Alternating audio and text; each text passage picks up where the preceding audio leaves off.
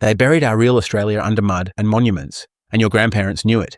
You ever drive past one of those giant roadside things, the big pineapple, the big banana, the big lobster, and feel a prick in the back of your neck, like something's being remembered, not invented? Ever wondered why those places hum with a story nobody taught you in school? What if those big things are more than tourist kitsch? What if they're echoes, fingerprints of an older Australia that people used to remember? Would you leave a comment telling me which giant you grew up near? Picture Australia not as a young colony, with empty land and a handful of pioneers, but as a place that used to carry memory. Buildings, machines, gardens, monuments that had meaning long before the tourist brochures. The old ones, your nan, your granddad, the bloke at the corner store who told stories, they weren't delusional. They were remembering a different map. Ask yourself, who labeled them crazy? Who said their stories were mad and locked them up, called them unstable, or pushed them away from society? Why do we never hear their versions in school books?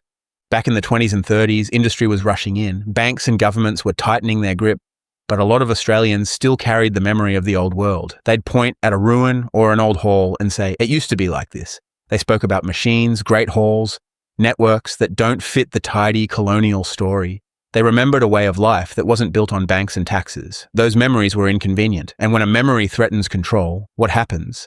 The voices get silenced, asylums, labels, disrespect.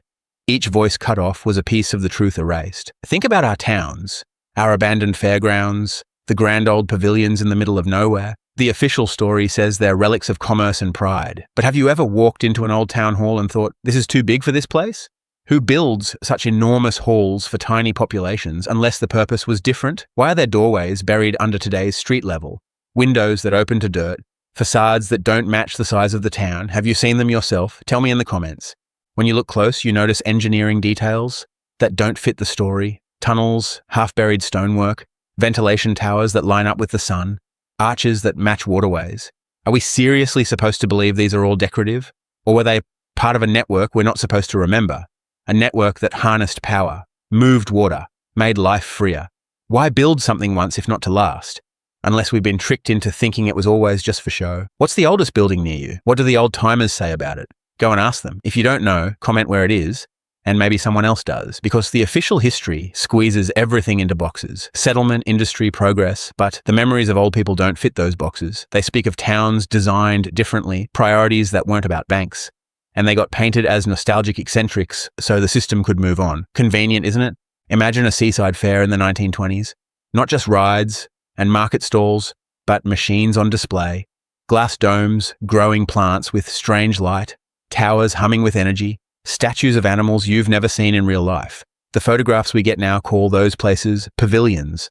But ask yourself, are those smiles in front of ruins or in front of memories? Which story do you believe? If you could ask your grandparents one question about old Australia, what would it be? Write it in the comments. Better yet, ask them before it's too late, because what's gone with them won't ever be written in your history books. Libraries and council archives are full of photos that don't fit the timeline, postcards that show cities too grand, too built up for the population they claim existed. Look at them and tell me if that fits the neat little story you were taught. And here's the kicker. Who profits from rewriting the story? Who gains when we forget that our land carried networks and monuments before the banks stepped in? When memory is reduced to nostalgia, when storytellers are silenced, who slides into the empty space? The corporations, the developers, the state? Swap a communal engine hall for a block of rentals and tell me who wins.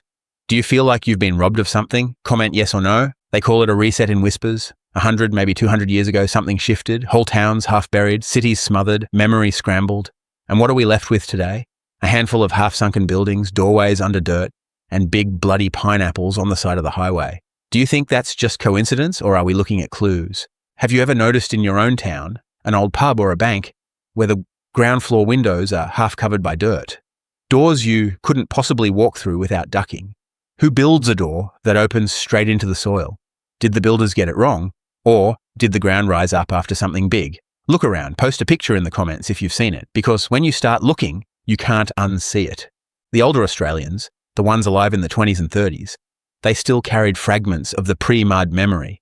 They spoke about machines that ran without petrol or wires. They remembered waterworks and strange stone channels, power drawn straight from the air. You ever wonder why so many early structures had spires, domes, copper fittings? What if they weren't decorative at all? but parts of an energy system we're not supposed to know about. If the old ones were right, then this land wasn't empty or primitive. It was advanced. And that truth had to be smothered for the money system to take over. Think about how neat everything became. At the same time, those memories were fading. New banks, new agencies, new property laws. Suddenly, everything had to be written down in ledgers and enforced by rules. The memory of free systems, free energy, free land, that couldn't be allowed to survive. So who got called crazy? The people who still remembered. And where did they end up? Locked away in asylums, labeled unstable, their stories filed away where nobody would listen. Convenient for the new system, wasn't it? Now ask yourself, would you rather live in a world where communities harness their own energy, water and food, or a world where every single thing is sold back to you for a profit? Which one would you choose? Be honest in the comments. Do you want the memory or the ledger? Let's circle back to the monuments. The giant roadside things, the ornate halls, the strange towers in country towns. The official story says they're tourist attractions or quirky architecture. But what if they're signals?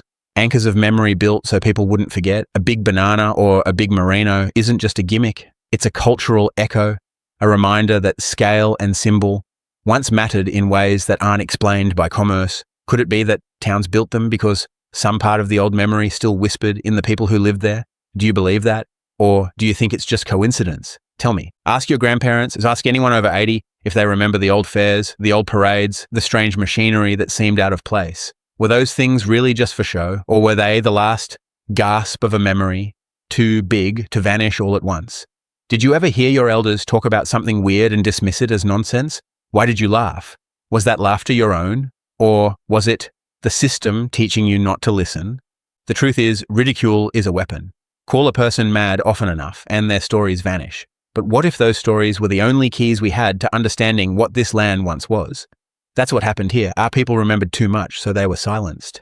And in their place, we got neat, simple timelines, settlement, progress, development, no mess, no mysteries, no threats to control. I want you to think right now about the local monument in your town. What if it's not what they told you? What if that strange statue or odd hall is really a leftover piece of the old world? Write it down below. Go find the oldest photo of your town. Libraries have them. Council offices have them.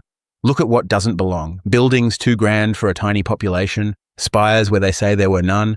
Canals that no longer exist. Then go outside and see what's left. Half-buried doors, mismatched stone, odd ventilation shafts. Photograph them, post them. That's how we remember together.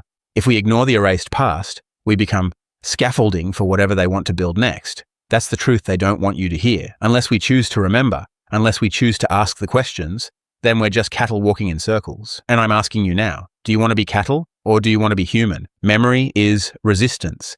Curiosity is power. You don't need weapons to fight a rigged system. You need questions. Start simple. Go ask your elders, not about dates, not about what's in the history books, but how things felt. What sounds? What smells? What little details they remember. Ask them what buildings were used for. Ask them if they ever saw something that didn't fit the official story.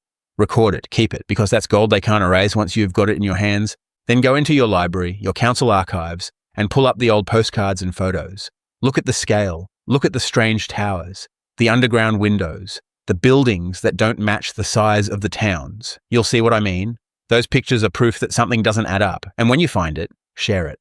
Put it here in the comments so we can map it together.